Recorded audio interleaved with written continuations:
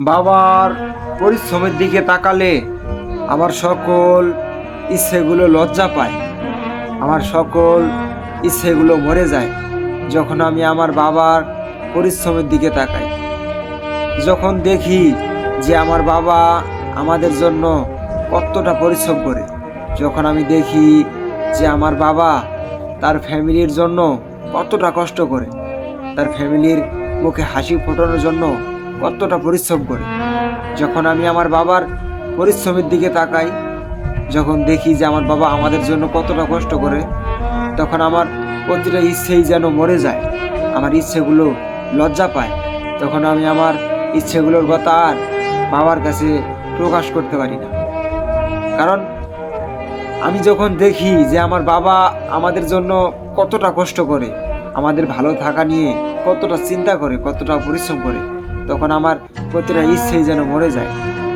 প্রতিটা সন্তানেরই ভিতরে অনেক স্বপ্ন থাকে, অনেক ইচ্ছে থাকে, যে তারা ভাবে যে তাদের বাবা মা কেন তাদের ইচ্ছেগুলো পূরণ করে না। কিন্তু তারা যখন তার বাবার পরিশ্রমের দিকে তাকাবে, তখন তার ইচ্ছেগুলো লজ্জা পাবে, তখন সে কোনো কিছুতে তার ইচ্ছেগুলো তার বাবার কাছে প্রকাশ করতে পারবে না। আমরা তখনই আমাদের ইচ্ছেগুলোর কথা আমাদের বাবা মার কাছে প্রকাশ করি যখন আমরা তাদের কষ্টটা দেখি। আমরা যখন তাদের কষ্টটা দেখতে পাই না, তখন আমাদের ইচ্ছেগুলি মরে যায়।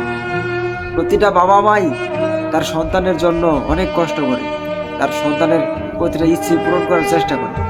কোন বাবা মাই কি চায় যে তার সন্তানের মুখটা কালো হয়ে থাক, তার সন্তানের মুখে হাসি না ফুটুক?